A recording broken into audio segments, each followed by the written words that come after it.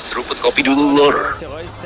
Kali ini kita bahas ancaman yang sering diremehkan, tapi bikin Pentagon susah tidur. Kapal-kapal hantu kelas Zolfaghar milik Iran di Selat Hormuz.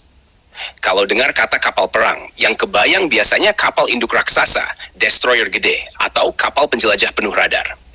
Tapi Iran mainnya beda. Mereka sadar betul, ngelawan Amerika secara simetris itu bunuh diri. Jadi yang dipakai adalah konsep asimetris, cepat, murah, tapi mematikan kalau dipakai barengan. Kapal Zolfaghar ini bukan kapal besar. Ukurannya relatif kecil, siluet rendah, dan dibuat untuk satu tujuan utama, menyerang cepat lalu menghilang. Karena ukurannya kecil, radar cross-sectionnya juga kecil. Di laut sempit seperti Selat Hormuz, ini jadi mimpi buruk buat kapal besar.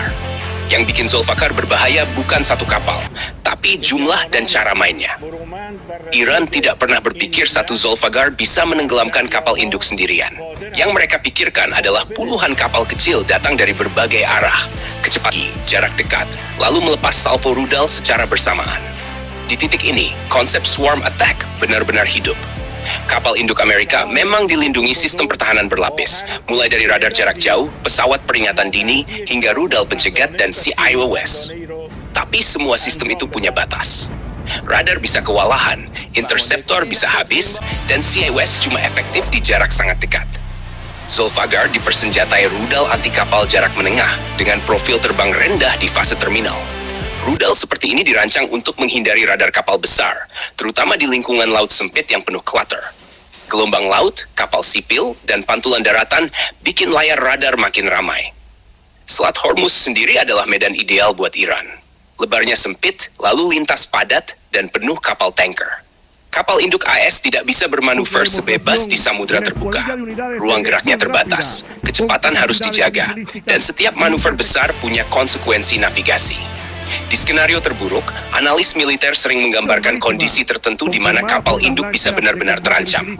Misalnya saat kapal induk berada di choke point, dengan cuaca buruk, visibilitas rendah, dan fokus pertahanan terpecah.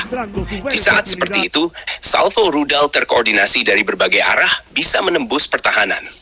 Satu atau dua rudal mungkin bisa dicegat. Tapi kalau belasan rudal datang hampir bersamaan dari sudut berbeda, dengan kecepatan tinggi, peluang ada yang lolos jadi sangat besar. Dan kapal induk, sebesar apapun, tetap kapal. Satu atau dua hit kritis di dek penerbangan bisa membuatnya lumpuh total. Dan di perang modern, melumpuhkan kadang sudah cukup. Kapal induk yang tidak bisa meluncurkan atau menerima pesawat secara efektif sudah keluar dari permainan. Iran tidak perlu menenggelamkan, cukup bikin operasionalnya berhenti. Zolfaghar juga diuntungkan oleh doktrin Iran yang sangat terdesentralisasi. Tiap unit kecil diberi keleluasaan bertindak. Komunikasi bisa minimal, bahkan berbasis isyarat atau waktu yang sudah disepakati. Ini mengurangi ketergantungan pada sistem komunikasi yang bisa dijamin. Amerika tentu tidak diam. Mereka punya pengalaman panjang menghadapi ancaman asimetris. Latihan menghadapi swarm, penggunaan drone, helikopter serang, dan pesawat tempur selalu jadi bagian dari pengamanan kapal induk. Tapi lagi-lagi, semua itu bekerja optimal di laut terbuka, bukan di lorong sempit seperti Hormuz. Makanya, kapal hantu seperti Zolfaghar ini sering disebut sebagai senjata psikologis sekaligus taktis. Kehadirannya memaksa kapal induk AS ekstra hati-hati. Setiap pergerakan harus dihitung. Setiap eskalasi berisiko memicu respons cepat dari puluhan unit kecil yang sulit diprediksi. Disinilah kekuatan asimetris Iran terlihat jelas. Mereka tidak mencoba menandingi teknologi Amerika 1:1. Mereka menciptakan kondisi di mana teknologi canggih itu dipaksa bekerja di lingkungan paling tidak ideal. Jadi kalau ada yang bilang kapal kecil tidak ada artinya di hadapan kapal induk, Selat Hormuz membuktikan sebaliknya. Di tangan doktrin yang tepat, kapal kecil bisa jadi ancaman strategis kelas berat. Itulah kenapa kelas Zolfaghar, meski jarang dibahas media arus utama, selalu masuk daftar perhatian serius analis militer barat.